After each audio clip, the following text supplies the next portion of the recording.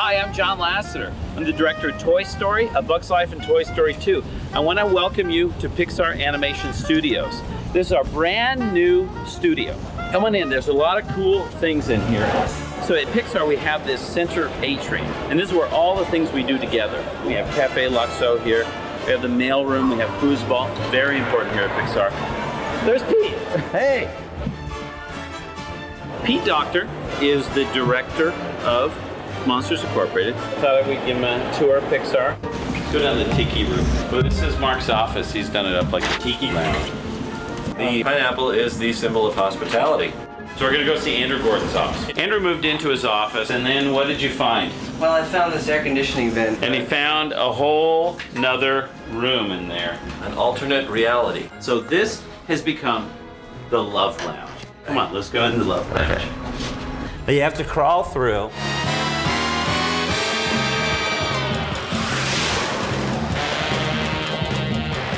We have every dignitary that comes to Pixar, and they're starting to sign the rooms. We have Randy Newman here, Michael and Jane Eisner, Steve Jobs, Roy Disney's right there. Ooh, molasses chips. Thanks for another wonderful time at the Love Lounge. Come on in here, this is my office.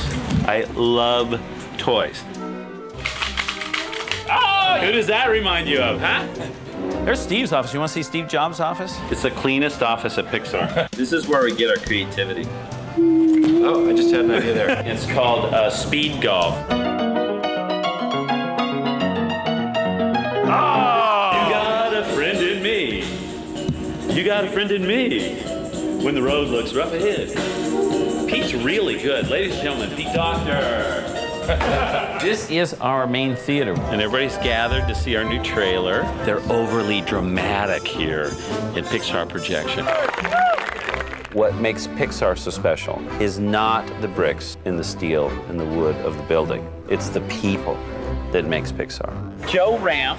Joe Ramp is my head of story. I do Heimlich the Caterpillar. And here are the co-directors of Monsters Incorporated, Lee Unkrich and David Silverman. Charles Anderson, producer of Monsters Incorporated. Anderson, co-executive producer and co-writer and He's co. John Cars. Glenn McLean. Because I always believe that if you're having fun making the movie, it's going to appear on the screen. A few months ago, we had the first annual Pixar Air Show off of this bridge, and we had a paper airplane contest for the whole company. It was pretty cool.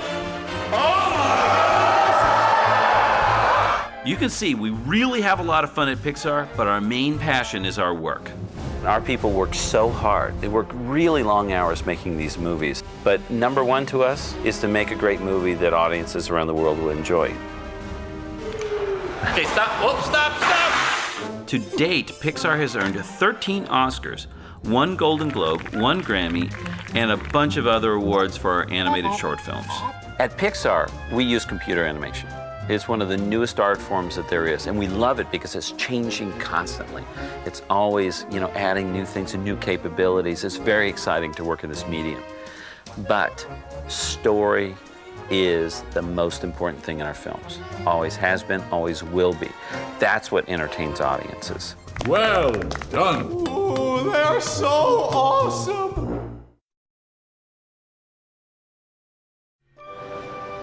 So we all know the most important part of a good film is a good story. And in the story department, we take all our ideas and we give them a shot. Storyboard artists will get the script, develop it, and turn it into a series of these comic book-like drawings that break a sequence down shot by shot. As a storyboard artist, we will take a script and go back and draw pictures. And those pictures, it's like a large comic strip. And what we'll do is we'll take those pictures and pin them up on a board. We will have dialogue strips, which are the dialogue for the movie. We'll pin those up too, and so you see the movie in sequence. And what we'll do is we'll bring these boards in, get as many people as we can to get opinions, and we'll take a pointer, go along those drawings, and pitch them as if they were in the actual film.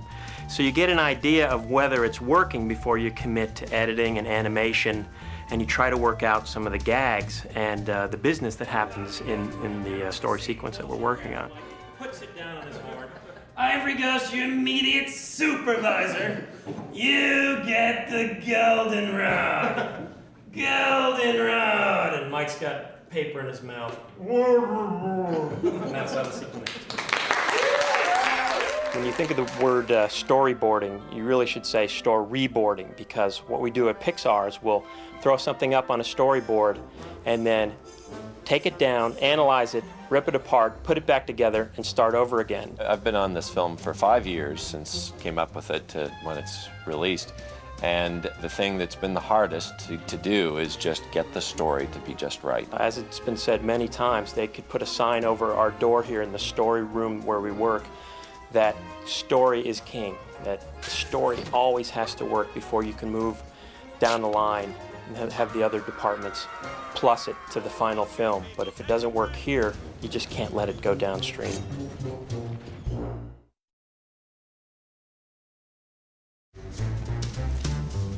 Oh, geez, I'm supposed to be at the recording studio. Gotta take off.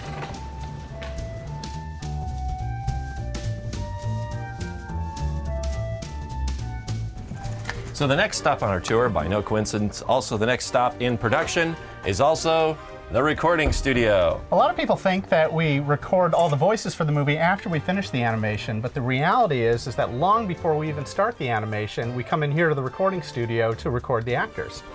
And on this film, we have a fantastic cast of characters. James P. Sullivan, our hero, is played by the wonderful John Goodman. And the very hilarious Mike Wazowski is played by the very hilarious Billy Crystal. Babylicious Jennifer Tilly plays Mike's love interest, Celia. And the very evil Randall is played by the very sweet Steve Buscemi. The CEO of Monsters Incorporated, Henry J. Waternoose, is played by the incomparable James Coburn. Come on with us, we have a little surprise for you. Come on in here.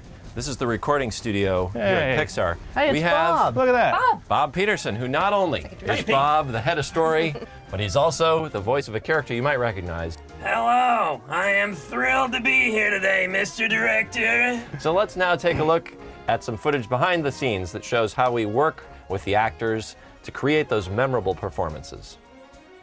I'm off duty. Monsters are clearly misunderstood. Probably the biggest misconception anyone has about monsters is that they're scary. Sully? Morning, Ricky. Hey, it's the Selster. They're just workaday Joes. We're just two regular Joes on our way to work. They clock in, they clock out. Scaring kids is their job.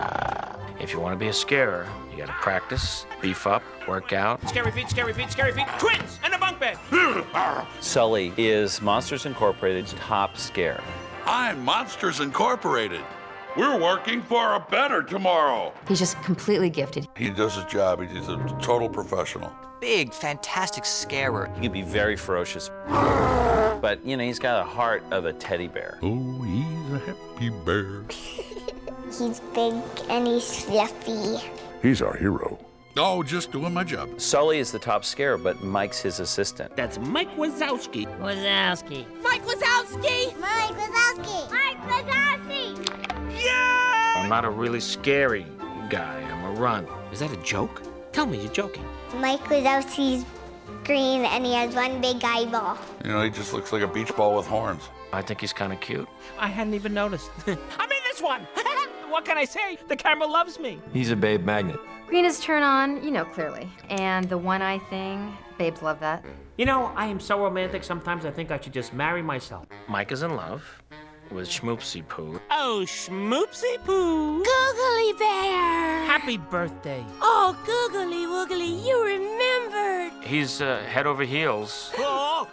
and he is all head, so he's just over heels for her. Who couldn't love a luscious lady with fantastic Medusa hair? Celia, she's just your normal snake-haired gal. I'm thinking about getting it cut. No, I like it this length.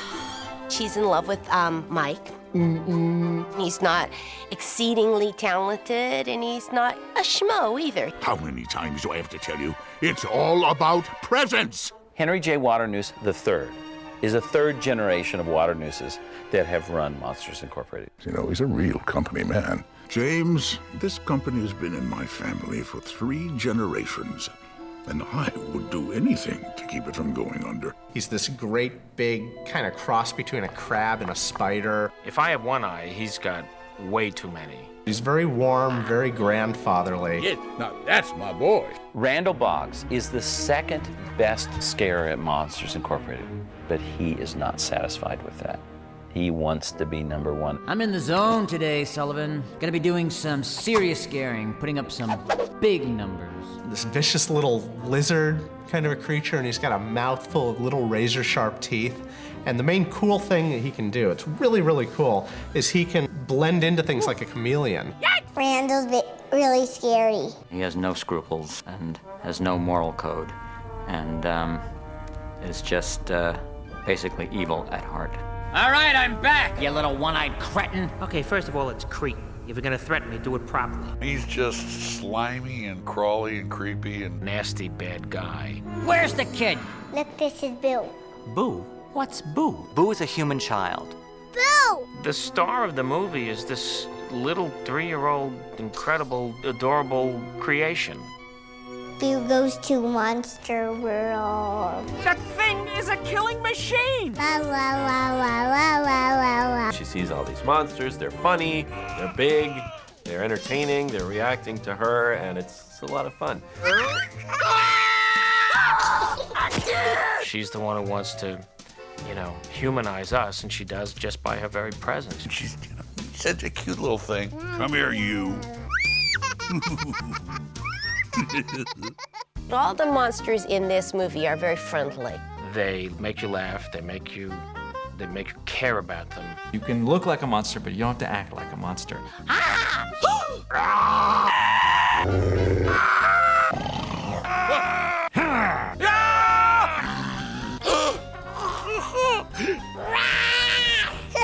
Monsters Incorporated. We scare because we care.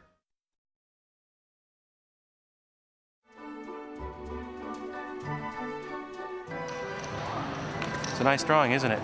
We're going to talk about design now. Now, the process of design is very much the same since the days of Snow White. It's still figured out using paper and pencils and pens and paints before we do anything on the computer. And for our movie, we've assembled a great team of very talented artists that have created a very unique look for Monsters Incorporated.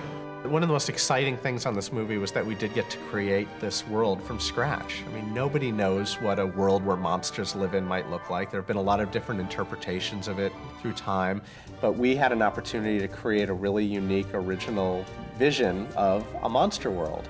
And it was a lot of fun because in computer graphics, we have to create every last little detail, every prop, every building, down to the tiniest detail. So somebody has to think about all those details, and it was great fun to think them all up and to create a world that not only looked cool, but made sense. That was one of the criteria, was to have some relatable connection to our world. And also, if it's going to be designed this way for the monsters, there has to be a real reason for it. We have to really kind of think it out as opposed to, this looks neat. We kind of wound up thinking of Monstropolis as kind of almost a parallel universe with the human world. That at first glance, it looks like a regular city. It's not so bizarre that you can't figure out what it is, but we really wanted to relate that they live in a happy place, a bustling, exciting place. They're all going to work, and that the whole world is designed for monsters. So they've done this hilarious thing of showing, doors that have multiple doors or multiple handles on everything. But it's also one of those things, it's just part of the world. Sully's chair in our movie has a big hole in the back of it. Why does it have a hole in the back of it? For his tail to go through. And they have a lot of different physical requirements. The buildings were super reinforced with cast iron and steel and brick. The other was in the Monsters, Inc., the factory. We really wanted it to look like it was a working factory. We tried to communicate in the factory design itself that there were areas for the executives and for the union workers and for the people that clean up. So each character had its sort of home base. And I think that's what makes it so special, this world, because it's believable. Everything that we do as far as the story, the characters, and the world, it's believable to the audience. So it's all those little details that we thought up that really make this world a really rich, exciting one to look at again and again.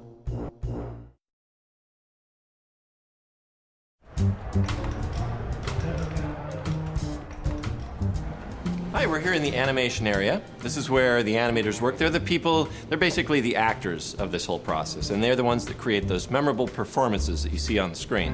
What you're going to see next is a progression of one shot as it goes from story reels, then to layout, animation, final shaders, and lighting.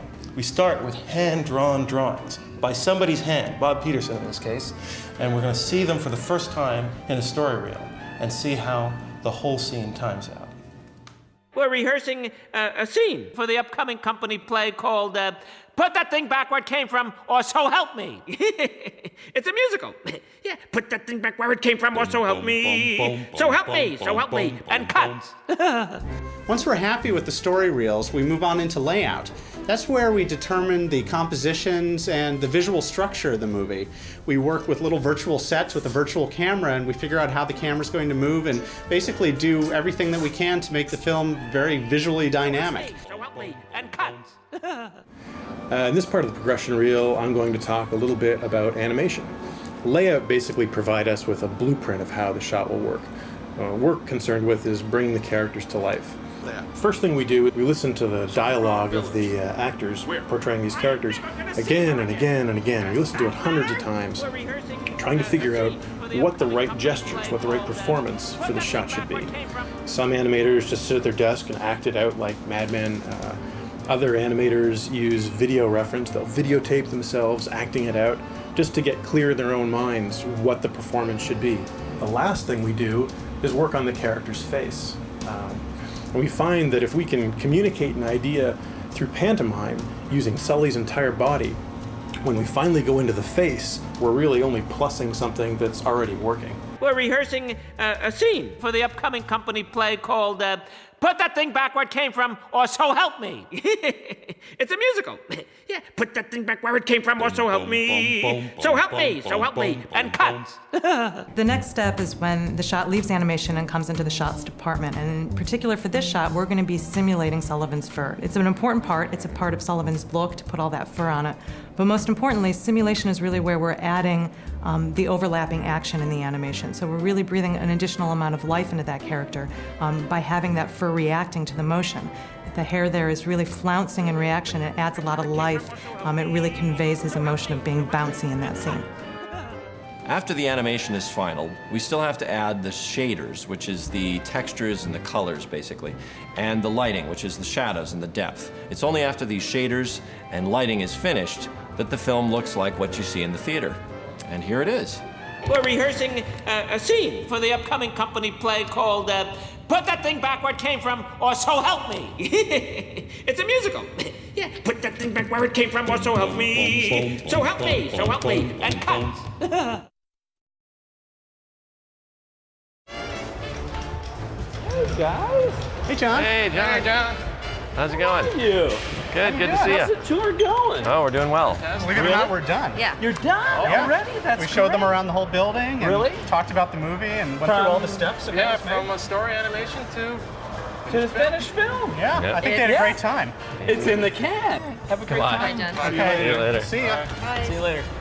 Well, thanks a lot, everybody. We had a good time showing you around. Hope you enjoyed yourself. Now stick around because after we leave, you're going to see a bunch of doors. Now these doors don't have any markings or words on them, but you still might want to check them out. Right. Big surprises. Thanks very much. Bye now.